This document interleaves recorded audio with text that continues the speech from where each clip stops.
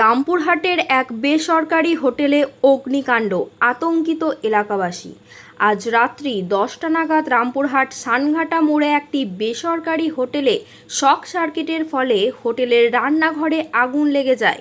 ফলে চারিদিকে আতঙ্কিত পরিবেশের সৃষ্টি হয়। হোটেলটি 5 তলায় অবস্থিত। প্রথম তলাতে রয়েছে একটি বড় শপিং মল, যেখানে প্রায় 40 জন কর্মী এবং হোটেলে 20 জন কর্মী, মোট 60 জন কর্মী কাজ করে।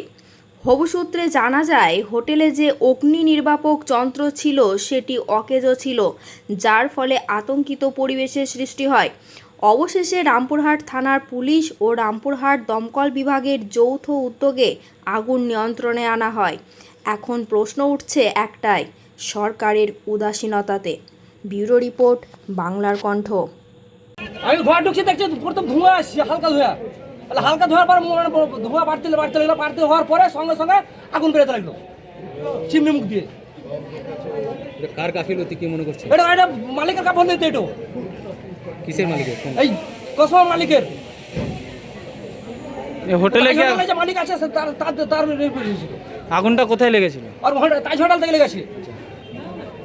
ওকে বারবার বলা হয়েছে যে চিমনি মুখ তুমি ওপরে ওঠাও, কিন্তু আমার বাড়ি থেকে উঠাইছে না। আমার ছেলে অসুস্থ হয়েছে এখানে চিমনি লেগে, রান্না হচ্ছে, সেই গাছ আমাকে পুরো খেতে হয়েছে। আমি যখনই কমপ্লেন করতে এসে তখন বলছি তুই দেখে লেগা, ওরা টাকা আছে, তাতে আমাদের কোনো দাম নাই। টাকার জন্য এটা হয়।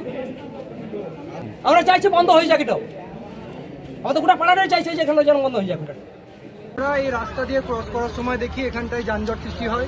তো যানজটের কারণ দেখতে গিয়ে দেখি যে এখানে আগুন লেগেছে। একটা দৃষ্টান্তমূলক একদম তারাপীঠে কদিন আগে আমরা দেখলাম, আমরা যুবকরা নিজের আবেগ সামলাতে না পেরে আমরা দেখলাম মানুষের প্রাণ আগে আমরা নিজের জানকে বাজি রেখে আমরা 8-10 জন ছিলাম, যারা আমরা সন্ধ্যেবেলায় ঘোরাঘুরি করি। দেখলাম তো এখানে এসে আমাদের বিক্রমদা ছিল, বিট্টুদা ছিল, এরা ওই চাল দিয়ে চেপে ওই ফায়ারের চিমনিতে এই ফায়ার এক্সটিংগুইশারটা নিয়ে যখন ফায়ার করছে, আগুনের মুখে তাপ লাগছে, সেই সময় এটা ফেল মারছে।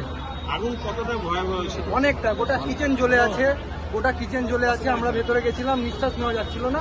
যদিও না কোনো কিছু হয়নি, খালি কিচেন পারপাসটুকুই আগুন লেগেছে, আগুন নিয়ন্ত্রণে এসেছে। তবে আমরা আপ্রাণ চেষ্টা করেছি, শুধু চেষ্টাই নয়, তবে এই লজ মালিক বা এই হোটেল মালিকের কোনো রকম মানে কি বলবো, নিজের আত্মা থেকে যে এটা করলাম একটা কৃতজ্ঞতা স্বীকার, এইটুকু আমরা পেলাম না। আমরা খুব দুঃখিত এই জায়গাতে। এই ফায়ার এক্সটিংগুইশারটার কত দাম হবে একটা মানুষের জীবনের থেকে? তো না।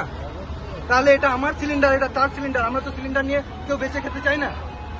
এই জায়গাতে আমার বলা হয় কিছুটা মানবিক দৃষ্টিভঙ্গি থেকে। কোথায় লেগেছিল আগুনটা? লেগেছিল কিচেনে। কিসের কিচেন ছিল ওটা হোটেলের কিচেন ছিল। কোন হোটেল জানেন? হোটেল তাজ হোটেল, রামপুরহাট কসমো বাজারের পেছনে।